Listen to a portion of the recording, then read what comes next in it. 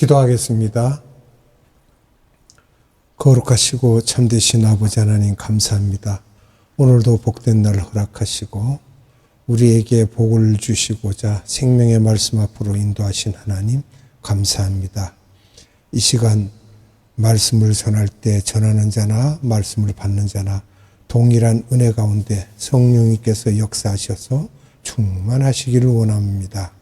성령의 기름 부으심으로 인하여 우리 하트에 살아계신 하나님의 생명의 말씀이 가득 채워지는 복을 얻게 하옵소서. 우리 아버지 하나님께 감사와 찬양과 영광을 올려드리며 예수님의 이름으로 감사하며 기도드리옵나이다. 아멘.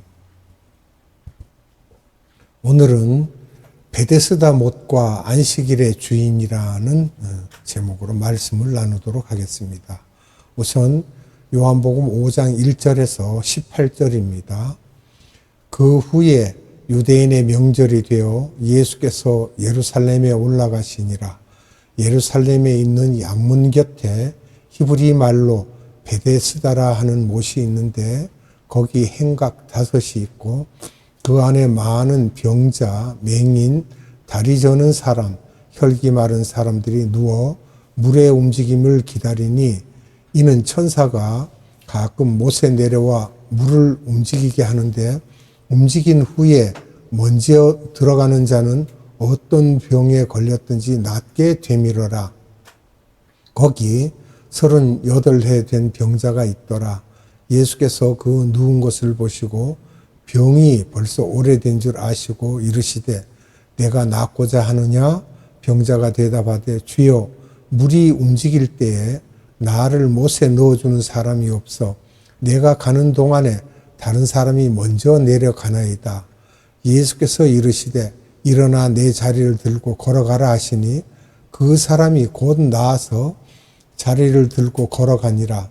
이 날은 안식일이니 유대인들이 병 나은 사람에게 이르되 안식일인데 내가 자리를 들고 가는 것이 옳지 아니하니라. 대답하되 나를 낫게 하는 그가 자리를 들고 걸어가라 하더라 하니 그들이 묻되 너에게 자리를 들고 걸어가라 한 사람이 누구냐 하되 고침을 받은 사람은 그가 누구인지 알지 못하니 이는 거기 사람이 많음으로 예수께서 이미 피하셨음이라. 그 후에 예수께서 성전에서 그 사람을 만나 이르시되 보라 내가 나았으니 더 심한 것이 생기지 않게 다시는 죄를 범하지 말라 하시니 그 사람이 유대인들에게 가서 자기를 고친 이는 예수라 하니라. 그러므로 안식일에 이러한 일을 행하신다 하여 유대인들이 예수를 박해하게 된지라. 예수께서 그들에게 이르시되 내 아버지께서 이제까지 일하시니 나도 일한다 하시매 유대인들이 이로 말미암아 더욱 예수를 죽이고자 하니 이는 안식일을 범할 뿐만 아니라 하나님을 자기의 친아버지라 하여 자기를 하나님과 동등으로 삼으심이로라. 아멘. 우리가 지난 시간에 요한복음 4장에서는 예수님이 사마리아에 들려서 사마리아 여인을 만난 후에 가나로 올라가실 때에 가버나움에 있는 한 귀족이 자기의 신하 아들이 병이 나서 죽게 되었다고 하는 것을 듣고는 가버나움에 가지 않으시고도 그가 나았다고 하셨고 이 사건을 두 번째 표적이라고 하셨습니다. 첫 번째 표적은 가나의 혼인잔치였죠. 그 후 갈릴리에 계시면서 요한복음 5장에서는 유대인의 명절이 되어라고 하시는데 예수께서는 공생의 기간 동안 유월절을 4번 지키셨는데 지금 두 번째 유월절 명절을 지키는 장면입니다. 요한복음 5장 1절을 보겠습니다. 예루살렘으로 보시면 예루살렘으로 올라가시니라고 말씀을 했어요.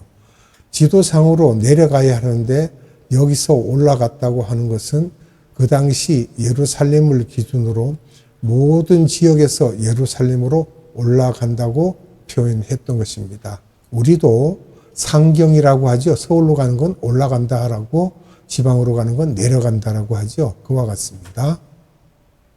이러면서 요한복음 5장에 숨겨져 있는 예수님에 대한 이야기가 전개되고 있습니다.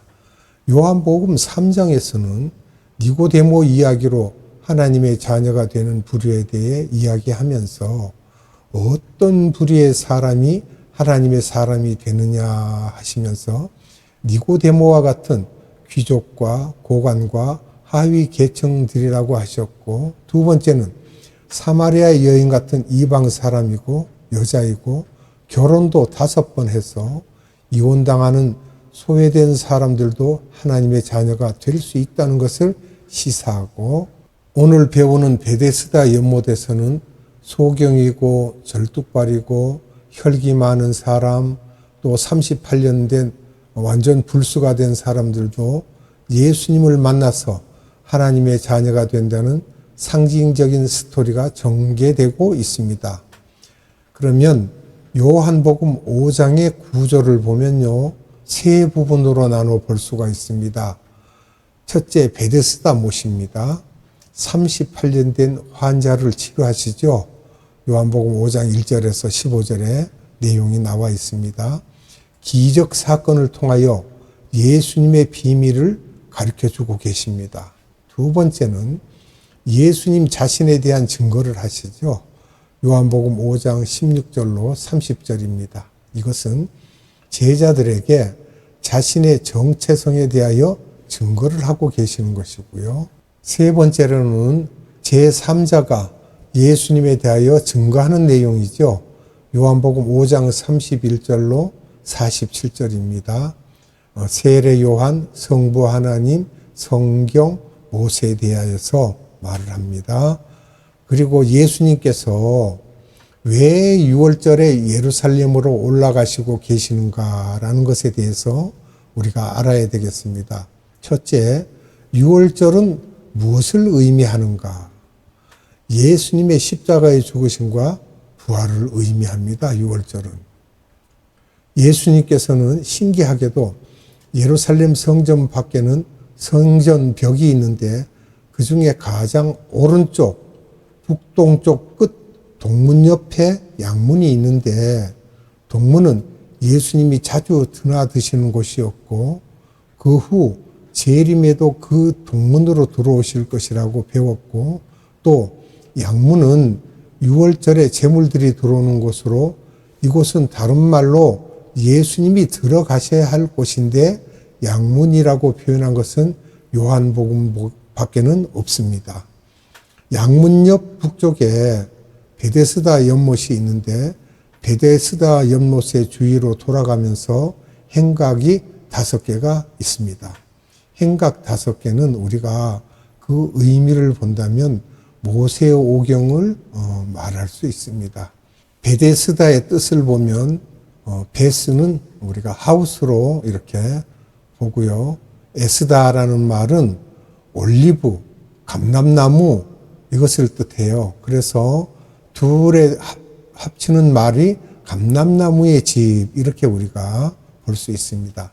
성서에 감람나무는 감람류가 나오는데 이것은 올리브유이며 요즘 사람들이 이것이 좋다고 하는데 좋은 이유는 하나님의 기름이기 때문입니다. 레드 와인이 화이트 와인보다 더 좋은 이유도 예수님의 보혈을 상징하기 때문이며, 이렇게 언어적인 부분이겠지만 사실은 영적으로도 진짜 좋은 것입니다. 성서 속의 감람류, 즉 올리브 오일이죠. 감람류를 본다면 마가복음 6장 13절을 봅니다. 많은 귀신을 쫓아내며 많은 병자에게 기름을 발라 고치더라. 아멘. 성서에서 기름을 발라라는 것은 항상 올리브 기름을 가리키고 있습니다. 누가복음 10장 34절 말씀을 봅니다. 가까이 가서 기름과 포도주를 그 상처에 붓고 싸매고 자기 짐승에 태워 주막으로 데려가서 돌보아 주니라. 아멘. 사마리아 사람이죠. 야고보서 5장 14절을 봅니다. 너희 중에 병든 자가 있느냐? 그는 교회의 장로들을 청할 것이요 그들은 주의 이름으로 기름을 바르며 그를 위하여 기도할지니라. 아멘. 여러 가지 이야기들이 있는데 첫째, 성서 속에서 보면 올리브 기름과 포도주를 통하여 표적이 나타나는 것을 볼 수가 있습니다. 여기에 먼저 첫 번째, 제자들에게 너희들이 환자들을 만날 때에 그들을 위하여 올리브 기름을 바르고 기도를 해주라고 하십니다. 또 두 번째는 또 선한 사마리아 사람 이야기에서도 이 사건은 누가복음에서만 나오는 것인데 여기서도 그에게 강도 만나 죽게 된 상황에서 서기관과 바리새인들이 아닌 선한 사마리아 사람이 기름과 포도주를 발랐다고 했으며 결국 상처를 낫게 하고 병을 낫게 하는 좋은 물질이 기름과 포도주인 것을 나타내고 있습니다. 세 번째, 야고보가 교회 장로들에게도 병든 자들을 위하여 기도할 때 꼭 기름을 바르라고 하라는 그런 내용이었습니다. 그러면 다음번에 성령의 기름을 더 영적화하면 기름은 성령님을 지칭하며 또 성령님은 생수라고도 했는데 결국 생수는 예수님의 보혈이며 포도주인 것으로 이렇게 모두가 연결이 되어지고 있습니다. 그 다음에 병든 사람들인 소경, 절뚝발이, 혈기 마른 자들은 문자적으로 보면 육체적으로 실제 아픈 사람이며 또한 혼적, 영적으로 볼 때 소경 같은 경우에는 예수님을 알지 못하는 사람으로 우리가 볼 수 있습니다. 그 다음 네 번째인데요. 행각 5개는 우리가 모세의 오경이라고 했는데 결국 모세의 오경으로 둘러싸인 베데스다 연못이며 이름으로 볼 때 모세 오경에 둘러싸인 예수님의 보혈로 우리가 이렇게 볼 수 있습니다. 5번째는 이 베데스다 연못 곧 올리브 오일이 평소에는 제 역할을 제대로 하지 못하였는데 천사가 가서 동할 때 그 물이 진짜 올리브 물이 되어 병자를 고치는 능력이 된다는 것입니다. 6번째로 요한복음 2장에서 가나 혼인잔치의 6개의 돌 항아리 또한 구약의 율법을 상징한다고 하셨는데 그 돌 항아리에도 물이 들어있는 것처럼 구약의 율법 속에 물이 들어있는 것과 같으며 여기 요한복음 5장에도 똑같이 율법 속에 물이 들어있는 것과 같은데 이 물은 전혀 기쁨 속에 있는 물이 아니며 이 물이 평소에는 그냥 물에 불과하지만 이 물이 포도주를 변화됐던 것처럼 지금 베데스다 못의 물도 진짜 올리브 오일로 바뀌어야 하는 것입니다. 7번째, 사마리아 여인의 이야기에서도 야곱의 우물은 아무리 먹어도 목이 마를 것이며 그때 예수님께서는 야곱의 우물물이 아닌 진짜 생수를 줄 텐데 그 생수를 먹으면 절대 다시는 목마르지 않을 것이라고 하셨습니다. 이렇게 예수님께서는 여러 가지 방법으로 물과 포도주에 대한 이야기를 통하여 예수님의 죽으심과 생명 주심을 이야기하고 계시는 것입니다. 베데스다의 물도 그냥 있어서는 안 되고 동하여야만 생명을 살릴 수 있다는 것을 우리가 알아야 됩니다. 그러면 물이 동한다는 말의 뜻을 우리가 살펴보면요. 천사가 오셔서 하신다고는 하였지만 실제는 성령님의 불과 바람, 역사하심이며 결국 성령님의 역사하심이 임하였을 때 진짜 올리브유가 되고 포도주가 되는 것입니다. 구원이 없는 소경, 절뚝발이, 혈기 떨어진 사람들이 베데스다 연못에 들어가서 영적으로 다시 살아나는 것을 설명하고 계십니다. 이런 분들 중에 38년 된 병자는 베데스다 못에 들어가지 못했지만 나머지 분들은 들어갔습니다. 이 부분에서는 구원받은 사람들, 즉 크리스찬들 중에 2가지 종류가 있음을 우리가 알 수 있습니다. 스스로 자기가 생명, 즉 올리브유, 생명이 저기 있구나 하는 것을 알고 그것이 생명이 되었을 때 뛰어들어가는 사람은 생명을 얻는다는 것입니다. 이런 사람들은 우리나라에서 많이 볼 수 있는데 텔레비전을 보다가도 전도를 받기도 하고 한마디로 전도가 된 지역에 살고 있는 사람들에도 이런 분들이 있다는 것입니다. 스스로 자기 힘으로는 생명이 있는 곳으로 들어갈 수 없는 사람들로서, 즉 올리브유예요, 미전도 조속들이 있다는 것입니다. 이런 분들은 우리가 도와줘야 합니다. 이렇게 말씀하시면서 요한복음 5장 24절을 말씀하십니다. 이 두 부류가 다 생명을 얻기 위해서는 믿음으로 올리브유 속에 들어가야 한다는 것입니다. 저 속에 들어가면 내가 낫는다는 믿음을 가져야 구원을 이룰 수 있다는 것이죠. 요한복음 5장 24절을 봅니다. 내가 진실로 진실로 너희에게 이르노니 내 말을 듣고 또 나 보내신 이를 믿는 자는 영생을 얻었고 심판에 이르지 아니하나니 사망에서 생명으로 옮겼느니라. 아멘. 이 베데스다 못의 사건을 통하여 중요한 메시지를 주신 것이죠. 첫 번째는. 둘째는 이 사건은 안식일 날에 일으키심으로 유대인들에게 공격을 받으시고 있다는 것이며 유대인들이 영적 소경임을 단적으로 드러내고 있는 내용들입니다. 기도하겠습니다. 은혜가 풍성하신 아버지 하나님 감사합니다. 오늘도 복된 시간을 허락하시고 우리에게 생명의 말씀을 주셔서 우리 영혼의 양식을 삼을 수 있도록 은혜 베푸신 하나님, 성령님께서 함께하여 주셔서 우리 하트에 하나님의 말씀을 깊이 담을 수 있도록 역사하심을 믿습니다. 하나님 감사합니다.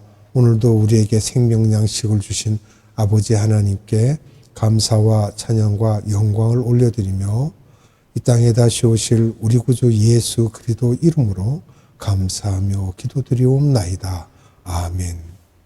축도로 예배를 마치도록 하겠습니다. 지금은 우리 구주 예수 그리스도의 한량없는 은혜와 하나님의 극진하신 사랑하심과 성령님의 감화, 감동, 교통, 역사하심이 오늘 예배드린 모든 자들의 머리 위에와 이 나라의 많은 교회들 위에와 이 나라의 많은 선교회들 위에와 에바다 국제 선교회 위에 지금으로부터 영원토록 함께 하시기를 예수님의 이름으로 축원하옵나이다. 아멘.